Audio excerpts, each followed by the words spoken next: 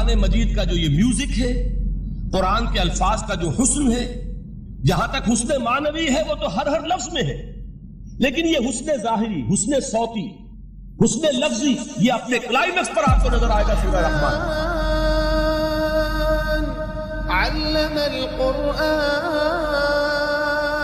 لیکن قرآن میں یہ سورت اس اعتبار سے بھی ممتاز ہے، اس کی 4 آیات پر ذرا توجہ کریں گے، عجیب حقائق سامنے آئے۔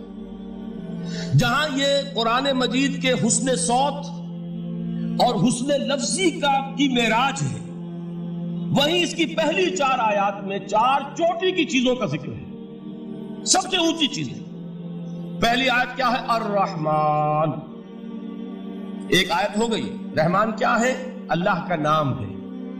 کبھی آپ نے غور کیا اللہ کے ناموں میں سب سے پیارا نام کون سا ہوگا؟ رحمان۔ کیوں؟ اس کا مادہ کیا ہے؟ رحمت۔ ہمیں سب سے بڑھ کر جس چیز کی ضرورت ہے وہ کیا ہے؟ رحمت خداوندی۔ نام اچھی طرح سن لیجئے اس حضور کے قول کو۔ حضور فرماتے کوئی شخص جنت میں مجرد اپنے عمل کی بنیاد پر داخل نہیں ہو سکے گا جب تک کہ رحمت خداوندی دستگیری نہ کرے۔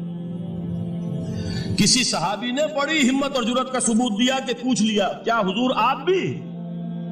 جب آپ نے فرمایا کوئی شخص داخل نہیں ہو سکتا جنت میں محض اپنے عمل کی بنیاد پر جب تک کہ رحمت خداوندی جو ہے وہ دستگیری نہ فرمائے۔ پوچھا گیا کیا آپ بھی؟ آپ نے فرمایا ہاں میں بھی۔ آپ اندازہ کیجئے کہ اگر محمد الرسول اللہ بھی رحمت خداوندی کے ضرورت مند ہوں تو تاب دیگراں چہ رسد، ہماری تو سب سے بڑی ضرورت رحمت خداوندی۔ اب یہ رحمت جو ہے قرآن مجید میں اللہ تعالیٰ کی یہ شان 2 الفاظ کے ذریعے سے آتی ہے، رحیم اور رحمان۔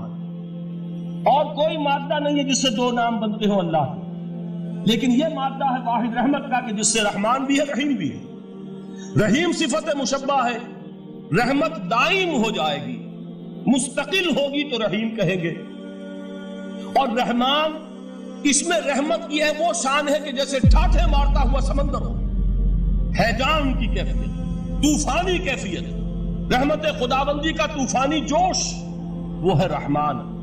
آپ تو رہتے اس علاقے میں ہیں، آپ کو معلوم ہے عرب اگر بھوکا مرا جا رہا ہو تو کیا کہے گا؟ انا جوعان۔ پیاسا مرا جا رہا ہو انا عطشان۔ بہت غضبناک ہوگا غضبان، غضبان آصفہ قرآن میں آیا ہے، بہت غضبناک۔ رحمان جس کی رحمت جو ہے جوش میں ہے، ٹھاٹھے مارتے ہوئے سمندر کے مانند۔ تو یہ اللہ تعالیٰ کے ناموں میں سب سے پیارا نام۔ اب آگے چلیے، الرحمن علم القرآن، رحمان نے قرآن سکھایا۔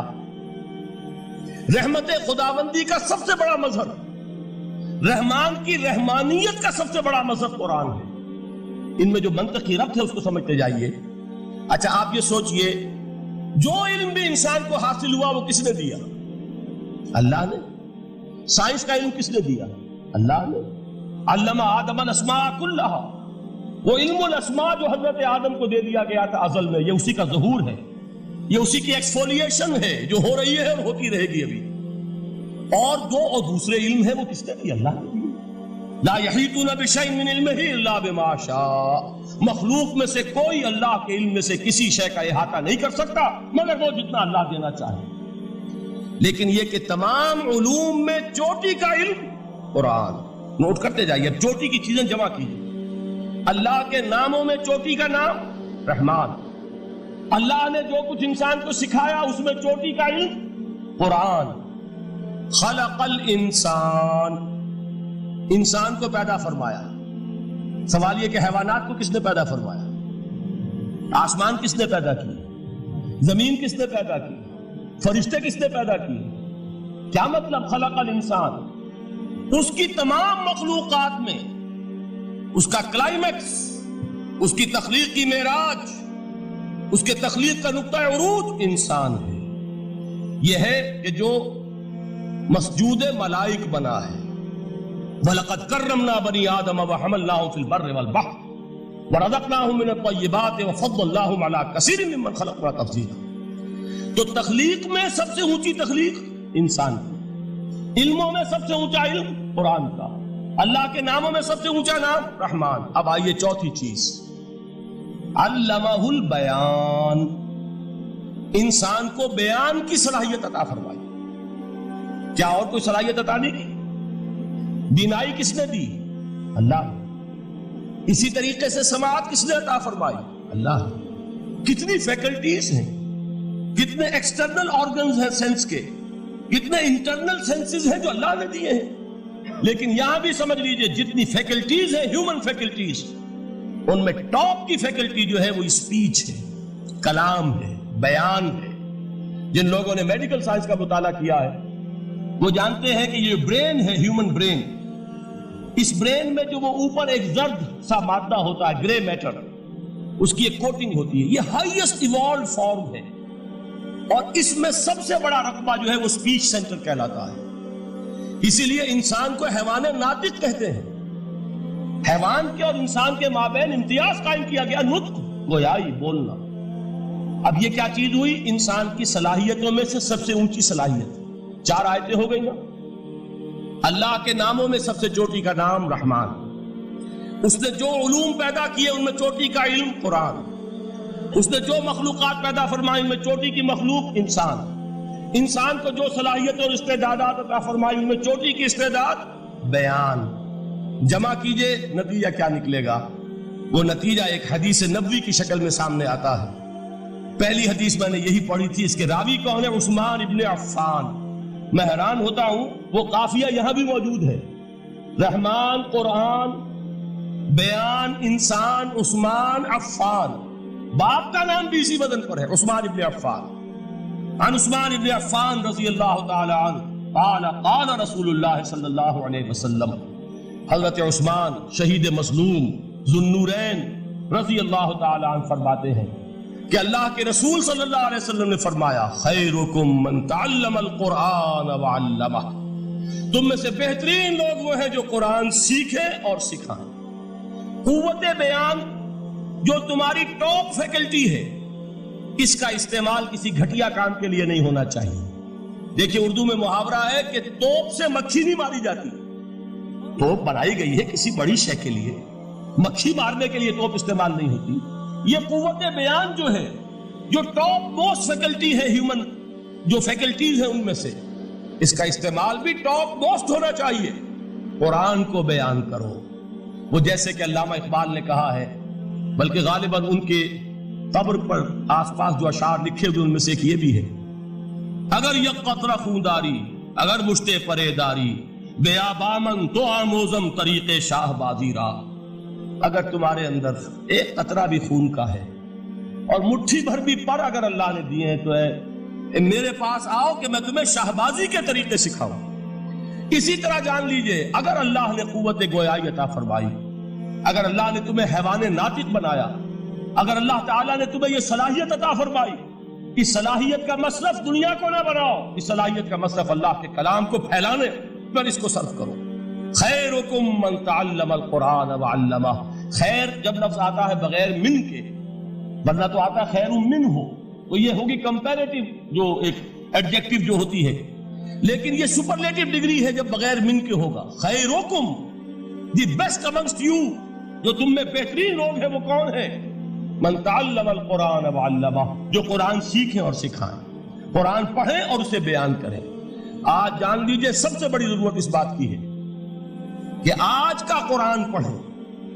آپ حیران ہوں گے کہ یہ کیا کہا اس میں.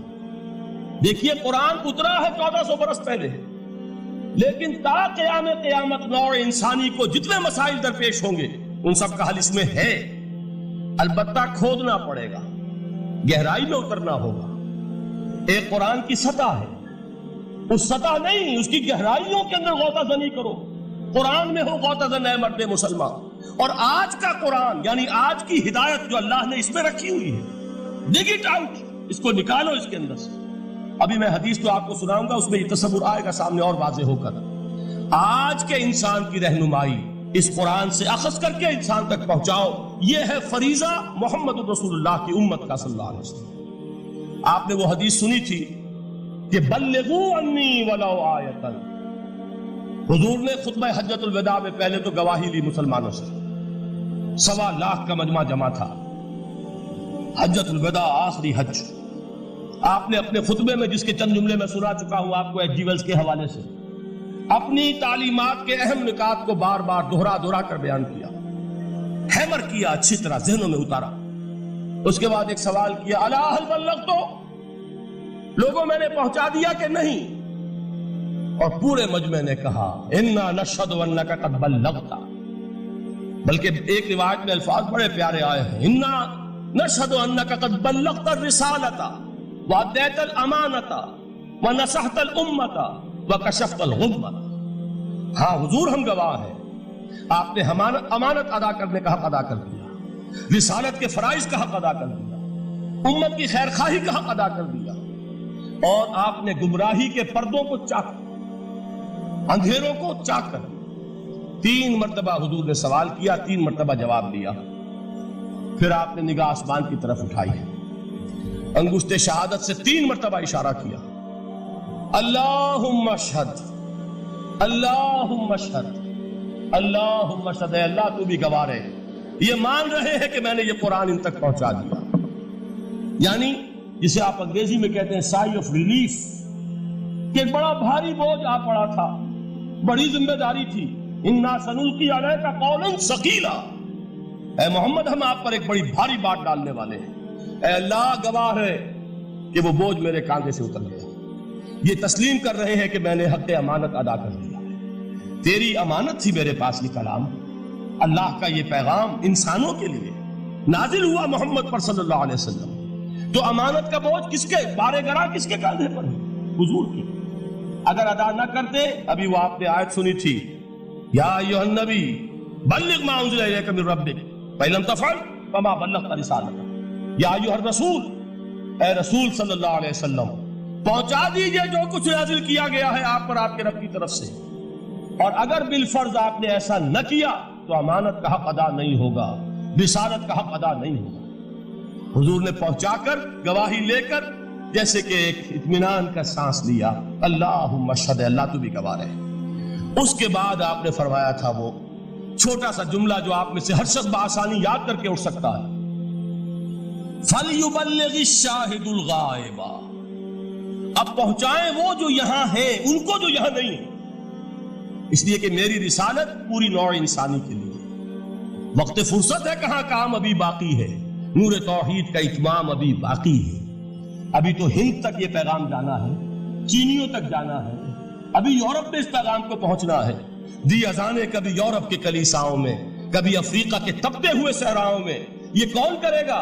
اے امت محمد، یہ ذمہ داری اب تمہاری ہے، صلی اللہ علیہ وسلم۔